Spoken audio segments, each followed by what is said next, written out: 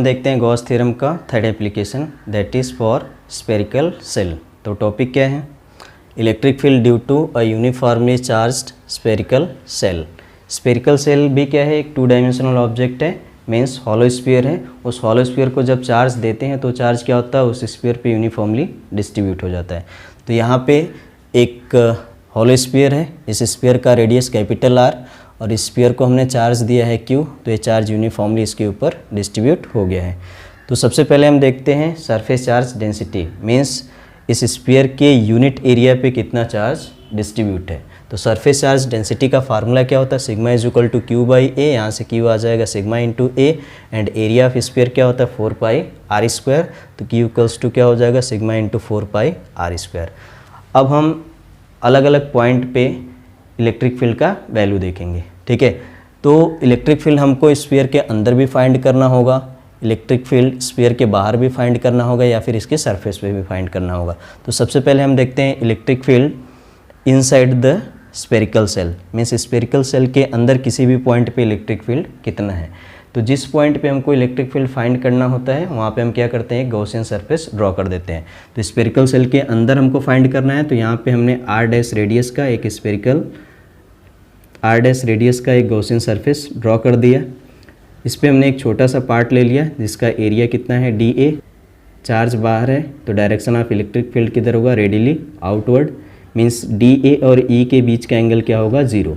But total charge enclosed by the Gaussian surface, देखो क्या है? Total charge enclosed by the Gaussian surface क्या है? 0। क्यों? क्योंकि टोटल चार्ज कहाँ पे है? स्फीयर के सरफेस पे है, इनसाइड नहीं है। इनसाइड इसके अंदर चार्ज क्या है? 0। तो इनसाइड अगर चार्ज 0 है तो इलेक्ट्रिक फील्ड भी क्या होगा? 0। तो उसको देखते हैं। For a point lying inside the shell, जहाँ पे r डैश क्या है? r से छोटा है। तो हम यहाँ पे फ्लक्स का फार्मूला लगाएंगे। तो फ्लक्स का फार्मूला क्या था? Integration of E dot D A equals to summation Q by epsilon naught. E और डी ए के बीच का एंगल तो 0 होगा, मीन्स ए क्या होगा? E D A cos 0 close integration of surface, but summation Q total charge enclosed by the Gaussian surface क्या है? 0 डिवाइड बाई एप्सिलॉन नॉट। तो यहाँ E तो बाहर आ जाएगा, एरिया ऑफ स्फेरिकल सेल क्या हो जाएगा? 4 पाई आर डैश का स्क्वायर इक्वल्स टू 0, मीन्स यहाँ से इलेक्ट्रिक फील्ड का वैल्यू क्या आ गया? 0। तो याद रखना electric field inside the shell क्या होता है? 0। अब दूसरा देखते हैं electric field outside the spherical shell. तो आउटसाइड के लिए हमने कोई पॉइंट ले लिया, ये ओरिजिनल स्फीयर है, स्फेरिकल सेल है। इस स्फीयर के बाहर कोई पॉइंट ले लिया, इस पॉइंट पे हमको इलेक्ट्रिक फील्ड फाइंड करना है। तो यहाँ पे हमको इलेक्ट्रिक फील्ड फाइंड करना है, तो यहाँ पे हमने क्या किया? गॉसियन सरफेस ड्रॉ कर दिया जो ओरिजिनल स्फेरिकल सेल है उसके सिमेट्रिकल होना चाहिए, ठीक है। तो यहाँ पे एक छोटा सा पार्ट ले लिया जिसका एरिया वेक्टर क्या है? dA, इसका डायरेक्शन इधर, इलेक्ट्रिक फील्ड का भी डायरेक्शन इधर, बीच का एंगल क्या होगा? 0। अब total charge enclosed by the Gaussian surface क्या होगा? Q, क्योंकि इस पे टोटल चार्ज क्या है? Q। तो इस डॉटेड लाइन या गॉसियन सरफेस के अंदर टोटल चार्ज क्या है? Q। तो सेकेंड पॉइंट में क्या आएगा? आउटसाइड, मतलब R greater than capital R। अब क्या करते हैं? गॉस थ्योरम अप्लाई करते हैं यहाँ पे। E dot D A equals to summation Q by epsilon naught. E D A cos 0 close integration equals to total charge enclosed by the Gaussian surface क्या है? Q। तो हो जाएगा Q divide by epsilon naught, cos 0 1 होता है, तो E तो बाहर आ जाएगा, E बाहर आ गया, integration dA equals to Q by epsilon naught. Integration dA means ये जो गॉसियन सरफेस हमने ड्रॉ किया है इसका सरफेस एरिया। सरफेस एरिया मतलब वो स्फेरिकल सेल है तो स्फीयर का एरिया क्या होता है? 4 पाई आर स्क्वायर, और रेडियस कितना है उसका? स्मॉल r का square is equal to Q by epsilon naught.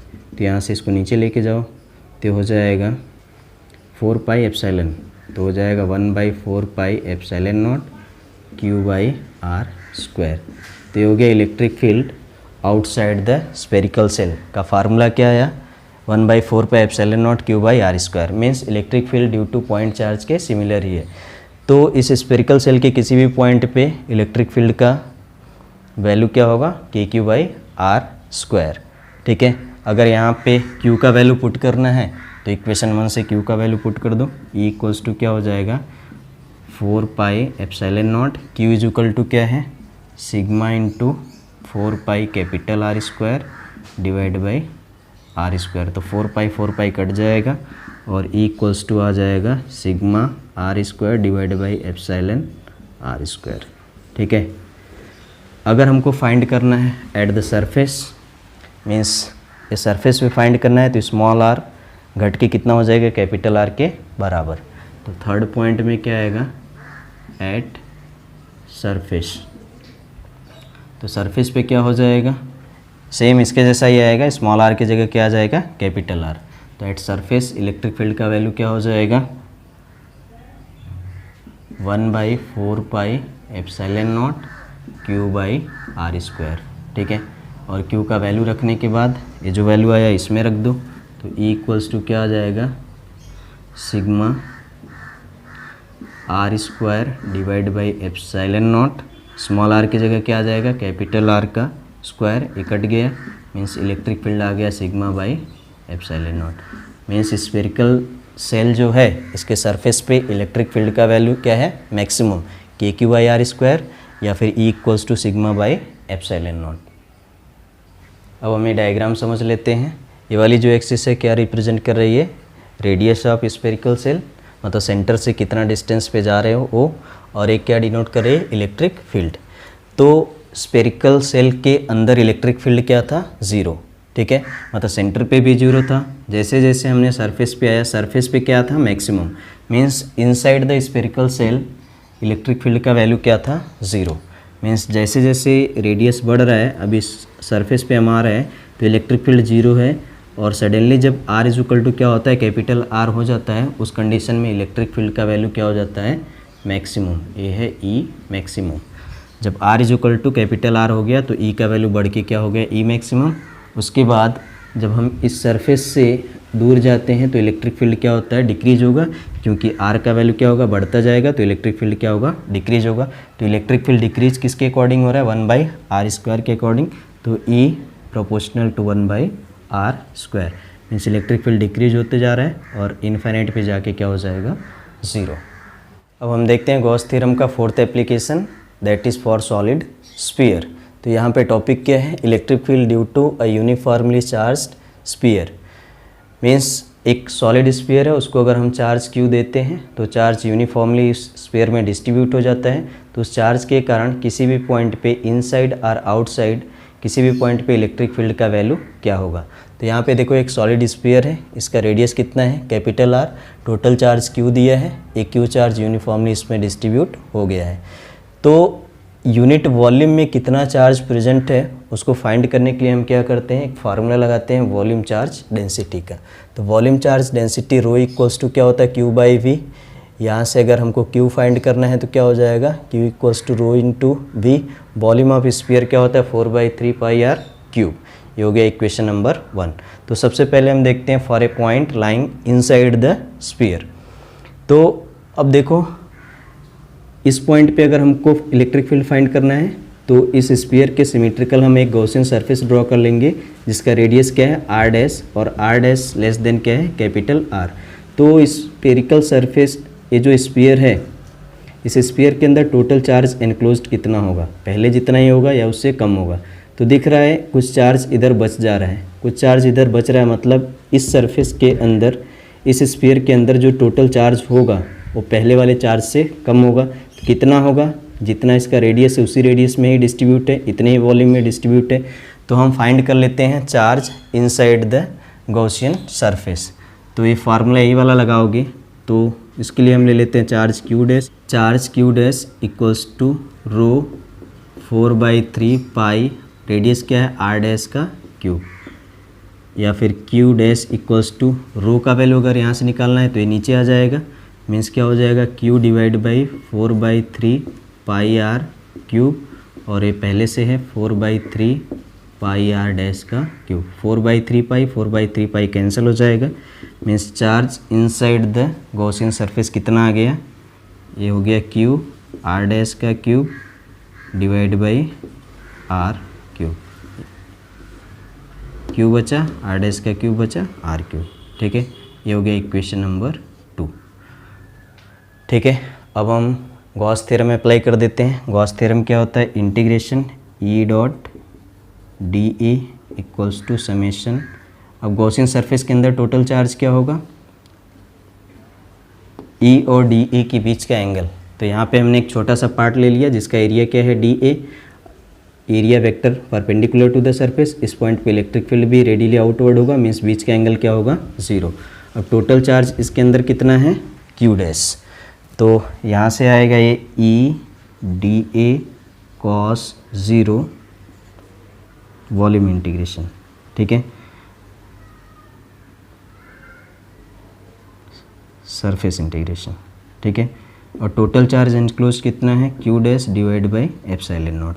तो ई को बाहर ले लो, ई को बाहर ले लो, तो ई बाहर आ जाएगा, क्या हो जाएगा, E integration D A equals to Q dash means equation number 2 से क्यू आर डैश का cube divide by R cube और डिवाइड बाई क्या है, एप्सिलॉन नॉट। तो ये हो जाएगा ई एरिया ऑफ स्फीयर क्या हो जाएगा, 4 पाई आर डैश का स्क्वायर इक्वल्स टू क्यू